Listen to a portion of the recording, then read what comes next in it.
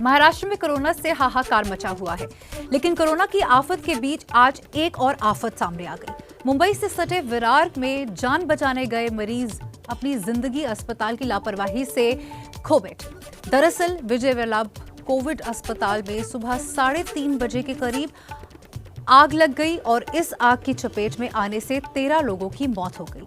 अस्पताल में 17 मरीजों का इलाज चल रहा था। हालांकि फायर ब्रिगेड की 10 गाड़ियों ने मौके पर पहुंचकर तुरंत ही आग पर काबू पा लिया। फिलहाल आग पूरी तरह से बुझा दी गई है। घटना के बाद मरीजों को दूसरे अस्पतालों में शिफ्ट करा दिया गया है।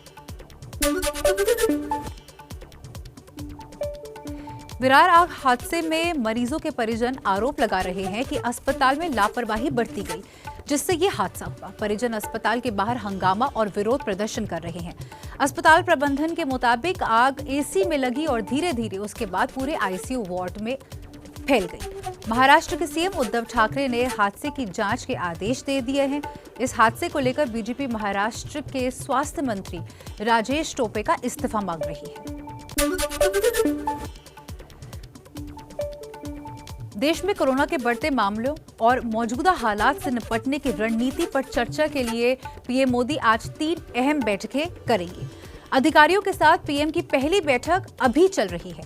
कोरोना के बढ़ते मरीज, अस्पतालों में बेड की कमी, मरीजों को ऑक्सीजन की किल्लत, मुश्किलों से भरे इस दौर से देश को बाहर निकालने और हालात को काबू करने के मकसद से पीएम मोदी लगातार बैठक कर रहे हैं। प्रधानमंत्री की दिन की दूसरी बैठक अब से थोड़ी देर बाद होगी, जिसमें वो कोरोना से सबसे ज्यादा प्रभावित राज्यों के मुख्यमंत्रियों के साथ संवाद करेंगे और महामारी की वर्तमान स्थिति की समीक्षा करेंगे।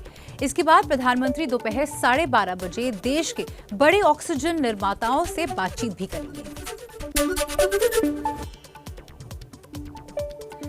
दिल्ली के सर गंगाराम अस्पताल के बड़े हादसे से पहले एक अच्छी खबर आपको दिखा देते हैं। गंगाराम अस्पताल में ऑक्सीजन का टैंकर फिलहाल पहुंच गया है। अस्पताल ने बताया है कि उनके पास अब सिर्फ 2 घंटे की ऑक्सीजन बची है। गंगाराम अस्पताल में पिछले 24 घंटे में 25 मरीजों ने दम तोड़ा है। अस्पताल ने मांग की थी कि 60 मरीज बेहद गंभीर स्थिति के अंदर है। अस्पताल ने मांग की है कि ऑक्सीजन को हवाई जहाज के माध्यम से मंगाया जाए ताकि बाकी मरीजों की जान बचाई जा सके।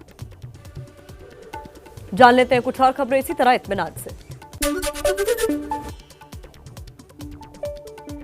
कोरोना की वजह से बिगड़ते हालात को लेकर आज सुप्रीम कोर्ट में अहम सुनवाई होनी है। अदालत ने केंद्र सरकार से 4 बिंदुओं पर जवाब मांगा है। ये 4 बिंदु हैं ऑक्सीजन, दवाई और वैक्सीन जैसी जरूरी चीजों की सप्लाई के लिए केंद्र और राज्य सरकारों के बीच तालमेल बिठाने वाली संस्था होनी चाहिए। कोविड के इलाज में काम आ रही दवाइयों और उपकरणों को आवश्यक वस्तु घोषित करना, राज्यों के बीच और किसी राज्य के अंदर आवश्यक वस्तुओं के आने जाने की सरल व्यवस्था और राज्य में लॉकडाउन का फैसला कौन ले, क्या हाईकोर्ट भी ऐसा आदेश दे सकता है। सुनवाई के दौरान चीफ जस्टिस बोबड़े ने मौजूदा हालात को नेशनल इमरजेंसी भी कहा। ऑक्सीजन की लगातार बढ़ती मांग और सप्लाई में आ रही रुकावटों को देखते हुए केंद्र सरकार ने डिजास्टर मैनेजमेंट एक्ट लागू कर दिया है। इसके मुताबिक ऑक्सीजन की सप्लाई में कहीं भी बाधा आई तो जिले के डीएम और एसपी इसके लिए जिम्मेदार होंगे। ऑक्सीजन लाने ले जाने वाली गाड़ियों की राज्यों के बीच आवाजाही पर पाबंदी नहीं होनी चाहिए। ऑक्सीजन उत्पादकों पर अधिकतम सीमा की कोई पाबंदी नहीं होनी चाहिए। ऑक्सीजन सप्लाई करने वाली गाड़ियों को शहरों में बिना किसी समय सीमा की पाबंदी के आने जाने की छूट मिलनी चाहिए।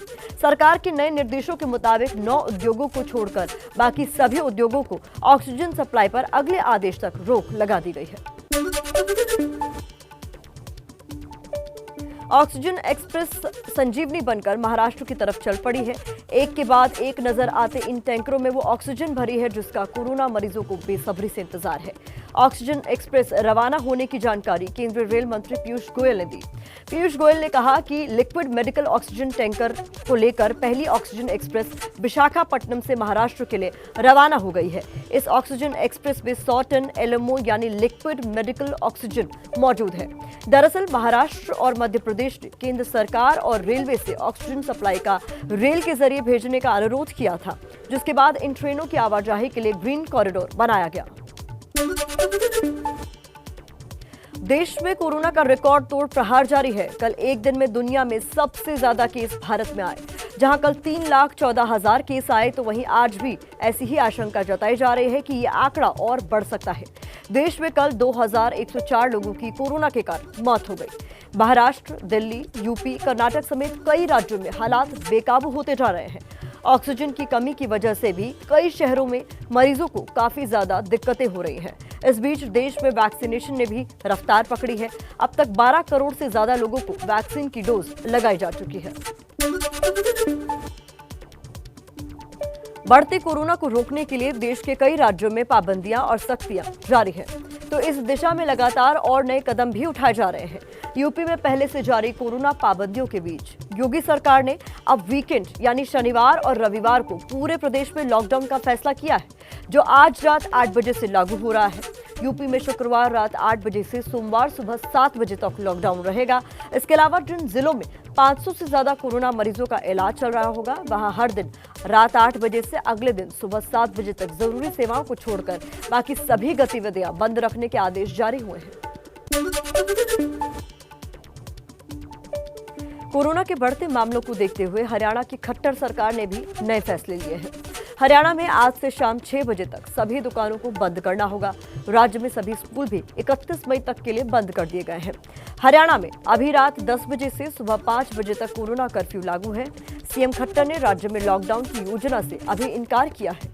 प्रवासी लोगों को भी ये भरोसा दिलाया गया है कि वो घबराए ना, पलायन ना करें और नियमों को ध्यान में रखते हुए जहां भी हैं वहां निश्चित होकर अपना काम करते रहें। चलिए कुछ और खबरें देख लेते हैं इत्मीनान से। कोरोना काल के दौरान पश्चिम बंगाल में 6 चरणों का मतदान खत्म होने के बाद अब जाकर चुनाव आयोग हरकत में आया है। आयोग ने रोड शो और वाहन रैलियों पर पाबंदी लगाई है।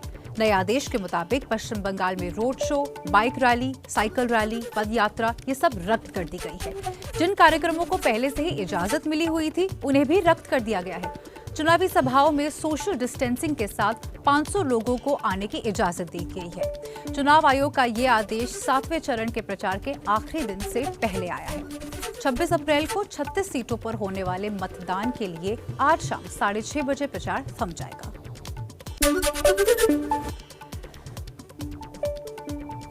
गुरुवार को भी पीएम मोदी ने देश भर में ऑक्सीजन की सप्लाई और लोगों तक पहुंच बढ़ाने के मुद्दे पर एक हाई लेवल बैठक की। इस बैठक में पीएम मोदी ने अधिकारियों को ऑक्सीजन का उत्पादन बढ़ाने और उनके डिस्ट्रीब्यूशन को तेज करने का निर्देश दिया था।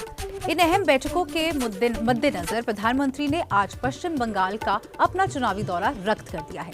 इसके बाद प्रधानमंत्री का पश्चिम बंगाल में कोई भी चुनावी कार्यक्रम तय नहीं है।